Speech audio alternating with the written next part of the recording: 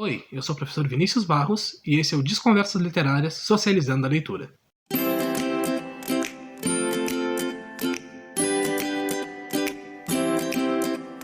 Hoje nós vamos falar sobre o autor Milton Ratum e sua obra Relato de um Certo Oriente. Ratum nasceu em Manaus, no Amazonas, em 1952 e é descendente de libaneses. Ele é pós-graduado pela Universidade de Paris III e já publicou 7 livros, 6 romances e um livro de contos. Nós vamos falar então da obra Relato de um Certo Oriente, que é a primeira obra publicada pelo autor Milton Ratum. Ela foi publicada em 1979 e no ano de 1990, um ano depois, ela ganhou o prêmio Jabuti de melhor romance. O livro é dividido em 8 capítulos, narrados em primeira pessoa por uma narradora protagonista, e consiste em uma carta que essa narradora está escrevendo ao seu irmão, que mora na Espanha, relatando tudo aquilo que aconteceu com ela na sua última visita a Manaus. Assim como outras obras do autor, Relato de um Certo Oriente traz uma temática relacionada à família e às relações familiares, além de também abordar questões como a imigração libanesa ao Amazonas no século XX, durante o ciclo da borracha, as relações da população de Manaus com os povos nativos, a gravidez na adolescência e o trabalho com a memória. Há uma forte presença do regionalismo amazonense na obra, o qual o autor utiliza para enriquecer os cenários onde se desenrola a trama, mas ainda assim focando nos conflitos e relações familiares das personagens, o que torna a obra acessível mesmo para aqueles que não têm conhecimento sobre as questões relacionadas à região amazônica. Bom, antes do resumo e da análise da obra, é interessante conhecermos seus personagens, que são a narradora protagonista, que é filha adotiva de Emily e mora atualmente no sul do país, o irmão na Espanha, que não é muito detalhado na obra, além do fato de ser mais novo e morar na Espanha, Emily, que é a matriarca da família e o elemento central da narrativa, e é libanesa, o marido de Emily, que não recebe nome na narrativa e também é libanês, tio Hakim, que é o filho mais velho de Emily e irmão da narradora protagonista, mas é chamado de tio por ser uma pessoa com uma idade bem mais avançada, que também se muda para o sul do país muito novo, Samara Adélia, que é a filha de Emily, que engravida ainda adolescente, Soraya Ângela, que é a filha de Samara Adélia, neta de Emily, que nasce surda. Morre em um acidente ainda bem jovem. Os irmãos gêmeos, que são filhos de Emily, que não são nomeados na narrativa, mas são descritos como pessoas más e vis. Dorner, que é o fotógrafo alemão, que é amigo da família. Anastácia, que é uma nativa que trabalha na casa de Emily. Indie Conceição, uma amiga muito antiga de Emily. E Emir, que é irmão de Emily e comete suicídio ainda muito novo. Então, o romance consiste em uma carta escrita pela narradora protagonista para seu irmão que está na Espanha, relatando tudo aquilo que ela viu, viveu e ouviu na sua última visita a Manaus. Nessa visita, que ela pretendia visitar a sua mãe adotiva, a Emily, ela chega um dia antes da Emily falecer e, infelizmente, não consegue conversar com a Emily enquanto ela ainda está viva. Então, no dia após sua chegada, a Emily falece, há o velório e o enterro da Emily, e se reúne uma grande quantidade de pessoas por causa desse enterro e desse velório. Ali naquele enterro e velório, essa narradora protagonista vai encontrar parentes e amigos que ela não via fazia muito tempo, em especial o tio Hakim e a Indie Conceição, e ali eles vão começar a rememorar, a lembrar de diversos momentos do passado que eles tiveram com Emily e com alguns outros personagens.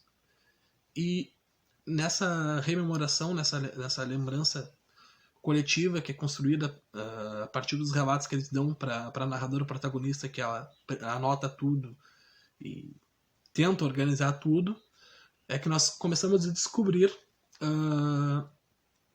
algumas questões marcantes e traumáticas do passado dessa família e os motivos que levaram essa família a se separar cada vez mais até que os filhos fossem embora e a Emily acabasse sozinha em Manaus. Então, analisando essa obra, nós temos como elemento central dessa obra a Emily e a morte da Emily, que é essa grande matriarca que era o ponto central da família, antes da família se separar, e que todo mundo nutre um carinho enorme, tanto no presente narrativo ali, naquele momento que a narrativa está acontecendo, quanto no passado. E é justamente a morte da Emily que vai trazer todo mundo junto para aquela casa onde eles viveram a infância, né? Então, esse papel dela é justamente esse papel de matriarca, de ponto central da família. Nós temos também a morte do Emir e da Soraya Angela, que são mortes... o Emir ele se suicida e a Soraya Angela ela morre num acidente, ainda muito nova, o Emir muito novo e a Soraya Angela também muito nova. Esses dois acontecimentos marcam muito a personagem da Emily, o que, por consequência, por essa relação toda que ela tem com os outros personagens, acaba marcando todo o restante da família e marca também a narrativa, né? São pontos chaves da narrativa onde a gente vê a família começando a se desunir. Além disso, nós temos um outro elemento que é muito complicado nessa obra, o pessoal às vezes se perde um pouco, que é a questão das vozes narrativas. O que seria isso? Bom, nós temos uma narradora na obra, que seria a nossa narradora protagonista, que não é nomeada, né? Que é quem está escrevendo a carta. Mas ela, escrevendo essa carta, ela transcreve algumas coisas que outros personagens falaram, como o tio Hakim, a Indie. E quando ela faz isso, quando ela transcreve a fala completa da pessoa, ela cria uma voz narrativa dentro do texto dela. Ou seja, dentro do que ela está falando, ela está escrevendo por mão dela, tem uma voz de uma outra pessoa falando também. Isso é a voz narrativa, é quem está falando naquele momento dentro do livro. Tá? Bom, e por que é meio complicado isso nessa obra? Essas vozes narrativas elas mudam em certos pontos e sem muito aviso. E a gente acaba descobrindo que elas mudaram quem é que está falando de verdade ali, conforme a gente vai lendo o capítulo. Mas, de uma forma geral, eu vou apresentar para vocês alguns pontos. Bom, então como é que a gente faz para identificar quando que muda essas vozes narrativas, tá?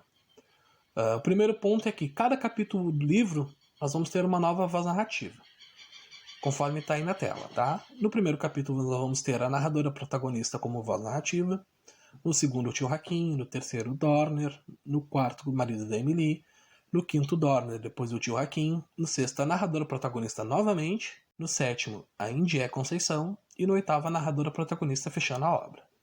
Além disso, nós temos a questão da troca entre pronomes, quando troca de uma voz narrativa masculina para uma feminina.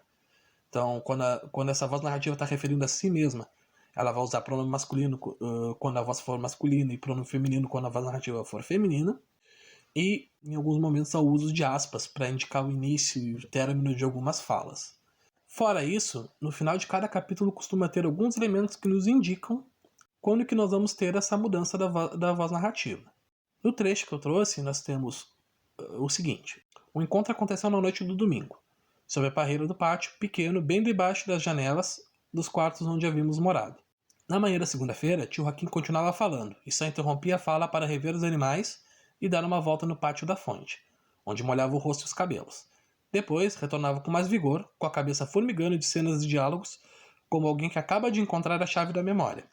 Aqui nesse trecho eu marquei ali o continuava falando e o com a cabeça formigando de cenas e diálogos, que são os elementos nesse final de capítulo que nos indicam que no próximo capítulo, possivelmente, e realmente é, o tio Hakim quem vai assumir a voz narrativa.